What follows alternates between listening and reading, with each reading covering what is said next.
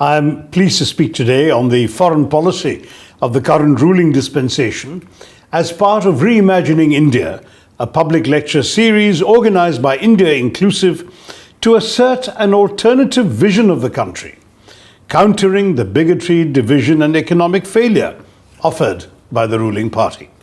When I was chairman of Parliament's External Affairs Committee, a position from which I was defenestrated after 5 years, 2014 to 19, I always proudly articulated our tradition that our political differences stop at the water's edge, that there isn't a Congress foreign policy or a BJP foreign policy, only an Indian foreign policy. Though the BJP undermined the principle by abandoning the permanent convention under which the committee was always chaired by a member of parliament from the opposition, deciding to replace me with a BJP MP, I still hold to this conviction, even though there are aspects of the Modi government's foreign policy in the last 7 years that are not easy for many to swallow as India's rather than his. And the BJP's foreign policy report card has largely been a tale of much activity and few results. Like most Indians, I acknowledge the energy Narendra Modi has brought to his foreign travels, which stands now at over 100 trips in the last 7 years to at least 60 countries. Even if it means that his office still owes an outstanding amount of almost 460 crore rupees to the debt-ridden national carrier Air India as on the 2nd of December 2019.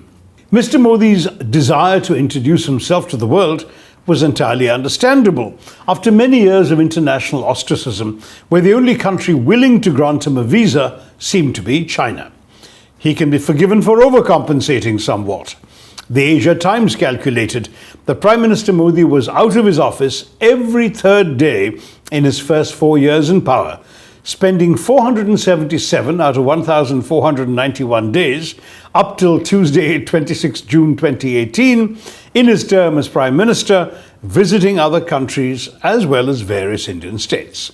This is equivalent to a year and 3 months out of his first 4 years as Prime Minister. The 5th year, of course, was dominated by his re-election campaign, and the 6th and 7th by the COVID-19 pandemic, both of which severely limited his voyages. So the first 4 years were more representative of his travel preferences. Ironically, Prime Minister Modi's favorite destination was China, which he has visited 7 times, but the United States and Germany came close with 5 trips each. His tireless energy is admirable, but measurable results are few and far between. It would have been another matter if his extensive travels, the most by any Indian Prime Minister in history, had actually done the country much good. Our relationship with Pakistan is rocky. China is pushing us around and has taken the lives of Indian Jawans. Ties with the US are at a low ebb. Nepal mistrusts us and is moving towards China. Maldives refused new visas to Indians for 3 years, and so on. The abandon with which Mr. Modi hugged world leaders has clearly not borne much fruit. While it's fair to depict the Prime Minister as an energetic salesman abroad for the government of India, his travels came at the expense of domestic priorities, where in an over-centralized government, key decisions and appointments were kept pending because of the Prime Minister's unavailability. And as India itself underperformed, the credibility of the star salesman himself increasingly came under question. After all, how long can a salesman impress by the sheer force of oratory and cleverly designed international spectacles if the package he is selling is empty? Modi has also proved unable to keep his domestic political interests out of his foreign policy. In countries with a substantial Indian population, including the US, UK and Australia, but also the UAE, Philippines, Kenya, Singapore and Israel, he had special events arranged for him to address the resident Indian community, often in large stadiums like New York's Madison Square Garden or a football stadium in Houston, and in London, Wembley. These events were designed to promote the greater glory of Narendra Modi and to denigrate India's achievements before he came to power. On more than one occasion, he claimed Indians had been ashamed of their passports till his assumption of office. This is scarcely a line calculated to enhance the country's image abroad, even if it served narrow political objectives back home. and reportedly enhance the BJP's coffers through generous donations from partisan attendees and other well-heeled expatriates. Moreover, worryingly, his visits inevitably sparked a justifiable fear among many observers that the headlines and speeches surrounding his visits were merely feel-good bromides that masked growing troubles elsewhere and the serious lack of a cohesive foreign policy blueprint for the country. This is, of course, leaving aside the fact that the Achhe Din that were promised to the people of India remain completely out of sight, and the phrase has now silently been supplanted by the equally vapid New India, an anachronism of dubious substantive content. Lofty foreign policy pronouncements have helped divert attention from domestic concerns and preserve the image of Modi's India to a large extent at home. I'm always amazed by the number of my fellow citizens who genuinely believe India's stature has gone up on his watch. But even here, a feeling of being let down has been mounting for some time. Even the most fervent sympathizers of the Prime Minister are now beginning to tire of the photo ops and the breaking news stories of Mr. Modi's tireless travels abroad, seemingly with little connection to the needs of the Aam Aadmi at home. And the divisive domestic policies of the government, notably the Discriminatory Citizenship Amendment Act aimed at Muslims, which sparked nationwide protests till the COVID-related lockdown shut them down, have seriously undermined India's credibility. The government keeps insisting, for the first time, Indians can hold their heads high in the world. The breathtaking falsity of this assertion testifies to the powerful impact of BJP propaganda, assiduously spread through social media outlets like WhatsApp, where repetition alone is enough to secure conviction. But the truth is exactly the opposite. India's stature in the world has never been lower. It gives me no joy to say this. Even as an opposition MP, I would like my country to be held in high regard globally, as a thriving democracy and an example to the world of how to manage diversity in a free and open society. Instead, I know that for some time now, the world has been troubled by an India that is seen as increasingly bigoted and intolerant, one that is willfully driving sectarian wedges between its people and being overtaken by an intolerant majoritarianism that has no appeal to the world outside. Every major newspaper abroad, whether on the right, like the Wall Street Journal or the Financial Times, or the left, like the Guardian or the Washington Post, has published critical editorials about India in recent months, and the drumbeat of daily reporting, as well as the op-ed columns, is relentlessly negative. But the blinkered Bhakt sees none of this. At home, even neutral figures known for their habitual reticence on political matters have expressed alarm. Former Foreign Secretary and NSA Shiv Shankar Menon said last year that the government's amendment to the Citizenship Act was a self-inflicted goal that has isolated India and resulted in the country being hyphenated with Pakistan as an intolerant state. The divisive policies of the government, he added, has gifted our adversaries platforms to attack us. The global perception of India has changed. We have no international support, apart from a section of the Indian diaspora and some extreme right members of the European Parliament. And the list of critical voices in the international community is also pretty long, unquote. Referring to the Bangladesh Home Minister's comment on India's recent troubles, let them fight amongst themselves, the Home Minister was reported as saying. Menon added, if this is how our friends feel, think of how happy this will make our adversaries. Several world leaders, including French President Emmanuel Macron, German Chancellor Angela Merkel, the visiting Norwegian King, and chiefs of UN bodies on human rights and refugees, have been critical of the government's moves. Thanks to our government's dramatic and undemocratic suspension of its autonomy and statehood, Kashmir has been discussed in the UN Security Council again after 40 years. For a government driven by and drawing political capital from its lavishly funded publicity machine, this is a problem. India, as I've said often, needs to strike a balance between its hard power and soft power. It is not the country with the bigger army that wins, but that which tells the better story. At the moment, the story Mr. Modi and his colleagues in government are pitching to the world looks less and less convincing with every passing month. If foreign policy were merely a question of making fine speeches, then the Prime Minister would score top marks. But substance must follow grandiloquent oratory. And unfortunately for Mr. Modi, he has very little substance to show for his efforts abroad, and only a shipload more of promises to add to the Titanic stock already piled high at home. Hindutva ideologues have tried to construct a distinctive Modi doctrine in foreign policy. A book of that name, published under the auspices of the RSS-affiliated Dr. Shyama Prasad Mukherjee Research Foundation, even lays out its 5 principal features. Samman, dignity and honor; Samvad, greater engagement and dialogue; Samriddhi, shared prosperity; Suraksha, regional and global security; and Sanskriti evam Sabhyata, cultural and civilizational linkages. But aside from the Sanskrit terms, it's difficult to see how these 5 ideas differ from the policy principles of previous Indian governments. Modi's current foreign minister had been foreign secretary for 3 years, 2015 to 18, and before that worked in the Ministry of External Affairs as a civil servant, even under non-BJP governments. He has suggested famously that India, earlier content with being a balancing power, was now seeking under Narendra Modi to be a leading power.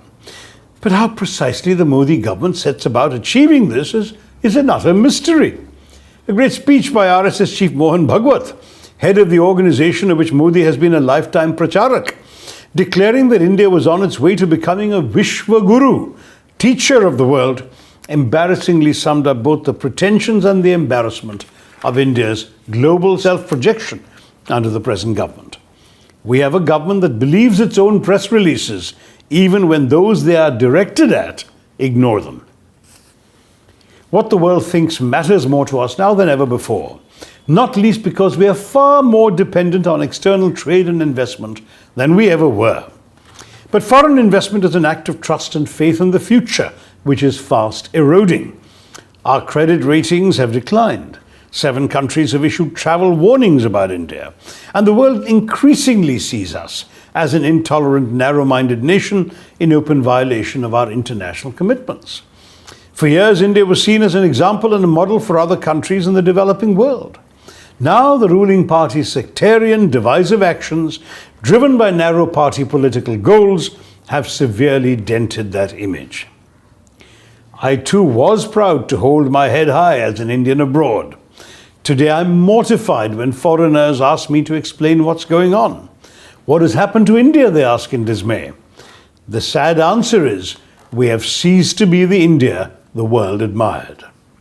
The one concrete achievement of Prime Minister Modi's foreign policy appears to be that of getting the United Nations to adopt International Yoga Day, since it has meant people around the world following an Indian practice in a highly visible way that enhances our global image, with yoga events taking place at prominent locations around the world, though the manner in which the government subsequently pursued the Guinness Book of World Records over the issue was, to put it mildly, unseemly. But that, alas, is the extent of the positive side of the ledger, where the PM's efforts have borne tangible results. For the rest, the report card is decidedly troubling. India's foreign policy appears to many observers to be created impromptu, on the hoof as it were, in the course of the Prime Minister's peripatetic travels. Key discussions, which should have taken place in the preparation of these visits, seem to follow the Prime Minister's pronouncements, rather than to precede and justify them. The announcements, usually of investments to come, have largely failed to materialize, shades of vibrant Gujarat. And stated goals, such as those accompanying the impressive India-African Summit in New Delhi, or the bold promises of $100 billion in Chinese investments during Xi Jinping's visit in September 2014, do not seem to be accompanied by the investment of adequate resources to fulfill them, or coordination with various government agencies to achieve their announced goals. The summit showcased this government's tendency to see such occasions as events to be well managed, rather than part of a strategy requiring meticulous implementation. And the $100 billion promise was eventually watered down to $30 billion, never fulfilled, served with an embarrassing side order of incursions by the PLA, audaciously starting while Xi was still on Indian soil. Very little of that Chinese money has actually arrived in India, And now, after the tragedy in Galwan last summer, even what was coming has been halted. Indeed, in the first Modi term, the External Affairs Minister did not appear to be very much involved in the serious follow-up work to the PM's tours. Fundamental decisions were taken in the PMO, if not by the Prime Minister himself, along with his National Security Advisor. And while the late External Affairs Minister Sushma Swaraj was herself a respected and a widely liked politician, her role in the formulation of foreign policy appeared to be so tightly circumscribed that diplomats in Delhi referred to her with a somewhat disparaging smile as the Minister for Consular Affairs. Her time was spent largely on Twitter, replying to voters' complaints about her ministry services, helping Indians who'd lost their passports abroad and Pakistanis needing heart surgery in India, not to mention the largely pointless effort to splurge taxpayers' money to secure Hindi as an official language at the UN. Meanwhile, the ministry had to swallow the embarrassment of seeing yoga and Indian culture acharyas, well versed in Sanskrit, yoga and the Hindu scriptures, appointed with diplomatic status at Indian embassies to promote Hindu culture abroad, even as its core diplomatic staff languishes at levels comparable to New Zealand and Singapore, countries of considerably smaller population and modest global aspiration. The gap between the aspirations Mr. Modi loves to speak of and the capacity of the Ministry of External Affairs to fulfill them has never been more glaring. Where has Mr. Modi's India been found wanting in the process? The red ink on the Prime Minister's report card begins with the neighbourhood, which is where any government must act with the greatest caution and sensitivity to balance our national interests with regional circumstances beyond our control. Since Mr. Modi's swearing in, which was a pageant of sorts that saw the premiers of Pakistan, Nepal, Sri Lanka and Afghanistan in attendance, and which was lauded as the grand inauguration of a new chapter in our international relations, India's ties with Pakistan have witnessed more ups and downs than a child's yo-yo. The Prime Minister, a man who systematically obstructed the UPA government's peacemaking efforts with Pakistan and whose campaign speeches thrived on demonizing that country, had excoriated the Congress for serving chicken biryani to a Pakistani visitor. Now he was exchanging shawls and saris with his Islamabad counterpart, along with sentimental letters to each other's mothers. I mischievously tweeted my hope that chicken biryani would be on the Prime Minister's dinner menu for his Pakistani guest. I believe it wasn't. But by inviting Nawaz Sharif to Delhi when he took office in 2014, Mr. Modi was believed to have turned a historic page and opened a new era of bilateral relations. But less than 2 months had passed before both countries were exchanging artillery fire across the still sensitive border. Talks between our respective foreign secretaries were called off when the Pakistanis proposed meeting Indian Kashmiri separatist leaders on their proposed visit, something our visitors had always done and to which earlier governments had responded with confident official indifference. In November of the same year, at the SAARC summit in Nepal, Mr. Modi pointedly stared at a brochure to ignore his Pakistani counterpart as he walked past, although it was later revealed that the two leaders had met privately in a hotel suite belonging to an Indian businessman. The pattern repeated itself in December 2015, when Mr. Modi made an impromptu visit to Lahore to attend a celebration at Mr. Sharif's home. A week later, relations turned frosty again after 7 Indians were killed by Pakistani militants at the Pathankot Air Force Base, later followed by an equally condemnable attack on the Indian Army at Uri in September 2016 and at Negrota the month after. In retribution, the Indian Army conducted a series of surgical strikes, lightning precision attacks on terrorist camps operating out of Pakistani soil.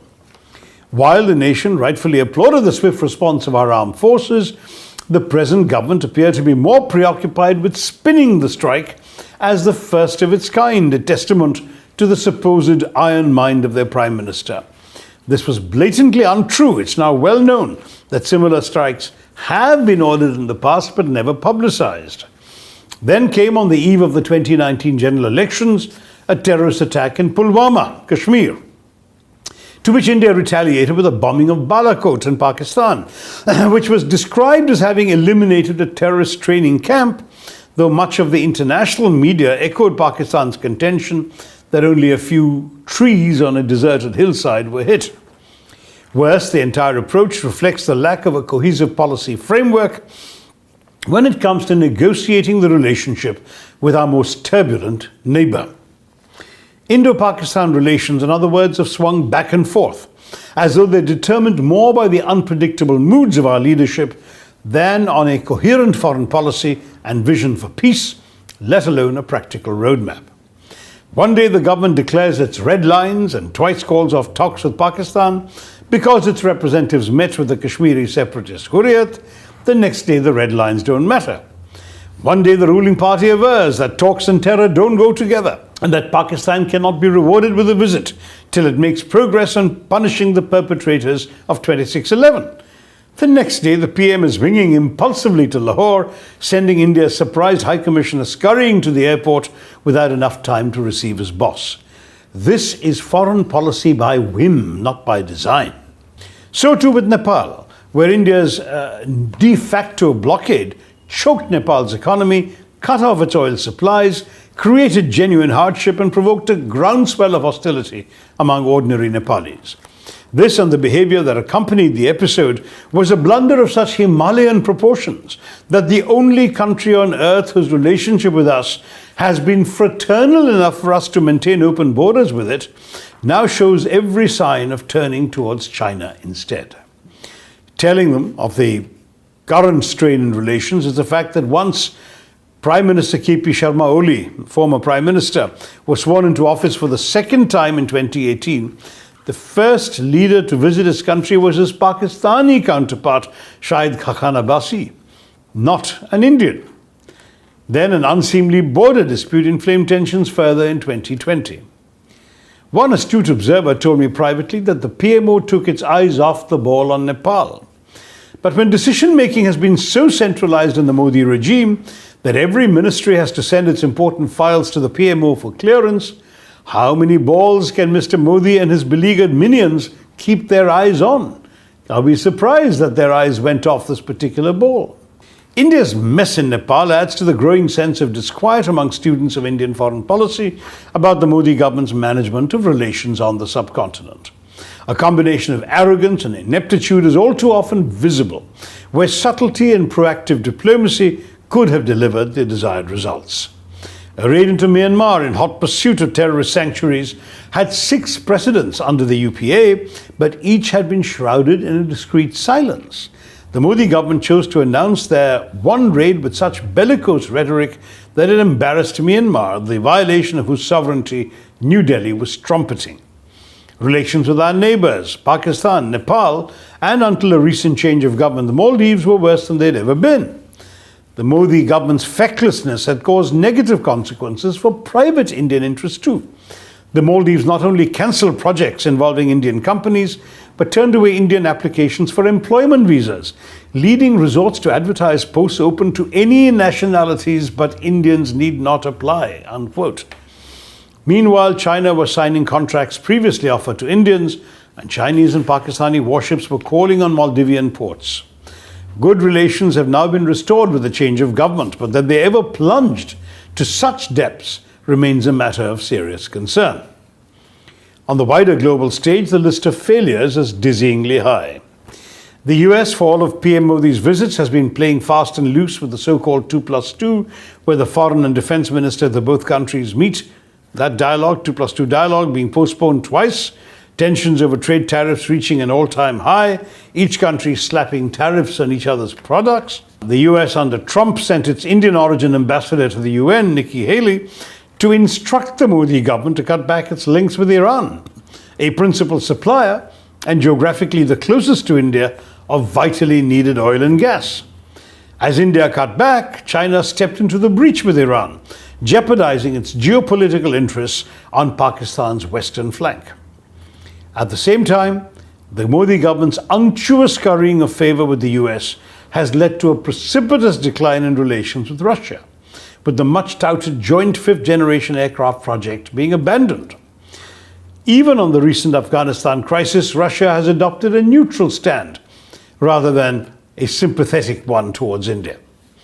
within the US itself, the bipartisan consensus on strong India-US relations that used to exist for the last 25 years, irrespective of which governments were in power in Delhi or Washington, has been broken.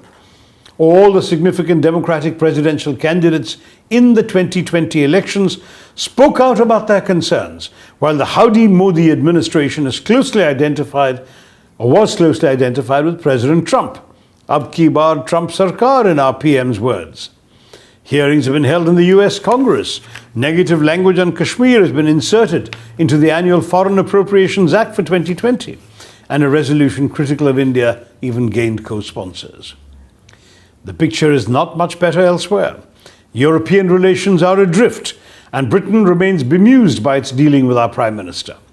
Despite a few announcements of aid and trade made during Mr. Modi's visit to Africa for the BRICS summit in July 2018, our engagement with that continent has proved to be a sorry tale of high-level neglect. China's is a particularly disappointing story. Indeed, the most glaring embarrassment in our recent foreign policy has been the way Modi's government has handled India's relationship with China, starting with the fiasco I've already mentioned of President Xi's overhyped visit in 2014, and culminating in the complete mismanagement of the military standoff between the two countries in Doklam, which the government claimed had been resolved in a triumph for Indian diplomacy in August 2017.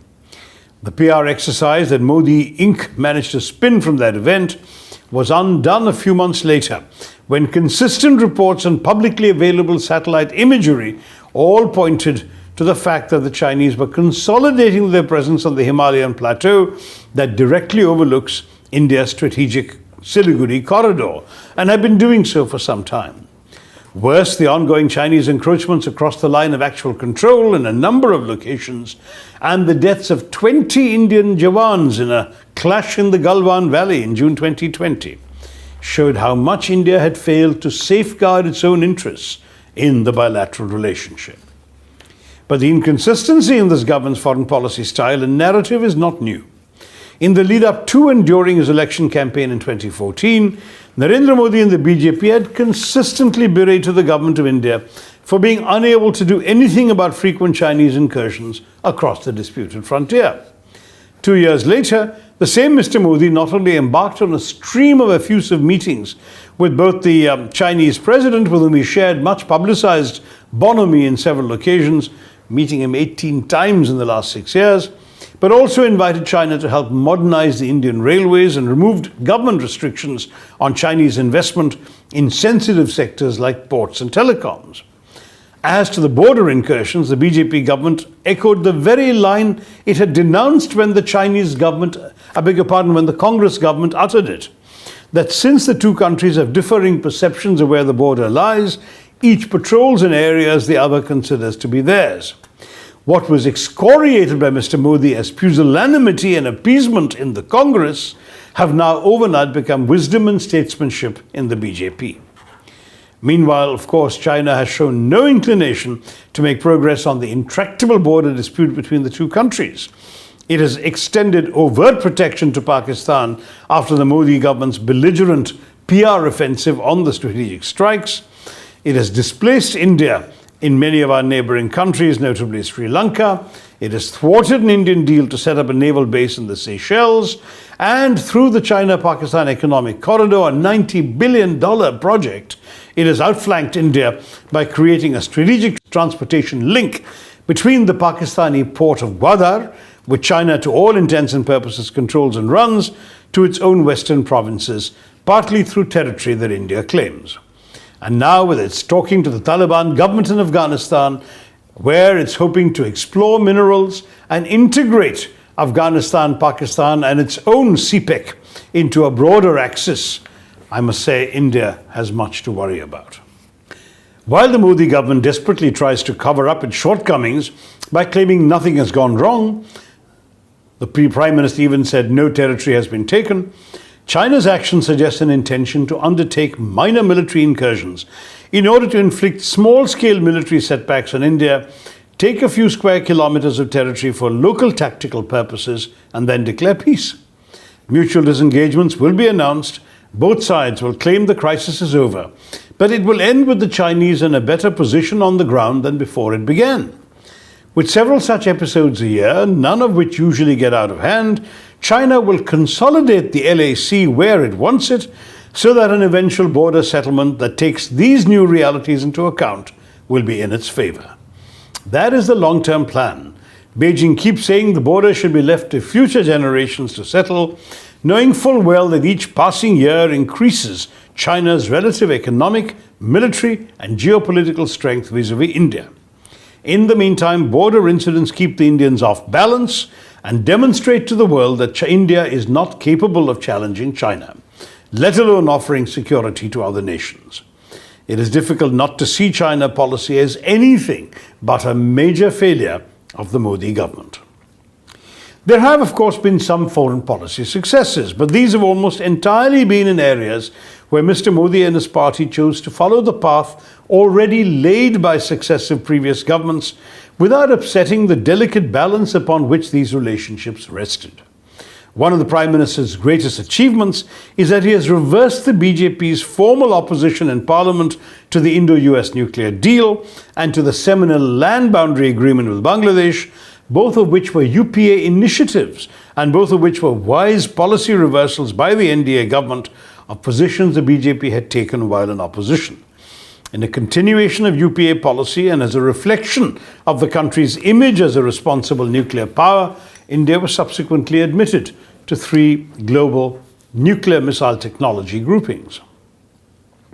In the election campaign of 2014, Narendra Modi had breathed fire and brimstone about Bangladesh, accusing it of sending millions of illegal immigrants into India and promising that the moment he won the election, they would all have to pack their bags and leave India for home. Bangladeshi officials had publicly and privately expressed their disquiet that any attempt to do this could be deeply destabilizing for their politically fragile state. Within weeks of his victory, however, Modi's foreign minister was all smiles on her official visit abroad. Her first official visit happened to be to Bangladesh. Illegal immigration wasn't even mentioned in Dhaka. The land boundary agreement with Bangladesh, concluded by Prime Minister Manmohan Singh, which Indian diplomats had considered vital to removing bilateral irritants, had never been implemented because UPA couldn't win BJP's support in Parliament to ratify the territorial swaps required. But now the Modi government became the biggest votary of the land boundary agreement, and the opposition cooperated fully in ratifying it. But as we all know, the BJP government in Assam has unwisely reopened the issue of deportations. Disquiet has been mounting in our friendly neighbor as the National Register of Citizens issue in Assam identified individuals to be foreigners who are potentially deportees. There is, however, no deportation agreement in place between India and Bangladesh. The heated debates over the Citizenship Amendment Bill, including the Indian Home Minister's description of Bangladeshis as termites, has further vitiated the atmosphere, leading to an unprecedented situation in which the Indian High Commissioner was unable to call on the Bangladeshi president for months, despite repeated unsuccessful attempts. The BJP had also been virulently critical of the Indo-US nuclear deal, Manmohan Singh's signature foreign policy triumph. They had even supported a no-confidence motion against the UPA government on that issue. Yet, in a quiet and underreported move, the Modi government wisely ratified the India-specific additional protocol, a UPA undertaking to grant greater access to India's civilian nuclear sites to the UN's International Atomic Energy Agency.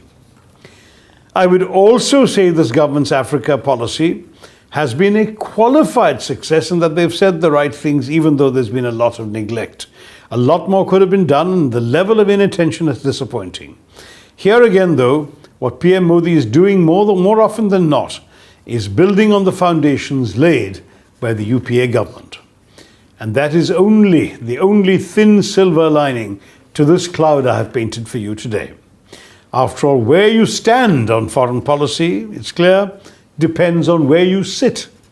Your stand is different when you're sitting in South Block and not in Gandhinagar. The cerebral American politician, New York Governor Mario Cuomo, once memorably observed that you campaign in poetry, but you govern in prose. Hard reality, he suggested, replaces the flights of policy fantasy that afflict those without power. The video clips of Narendra Modi, the opposition leader, berating the UPA government's foreign policies have come to haunt Narendra Modi, the Prime Minister. While his old poetry was savagely acerbic, the nation has discovered that, on the subject of foreign policy, his prose has dried up. Thank you for listening to me. Jai Hind.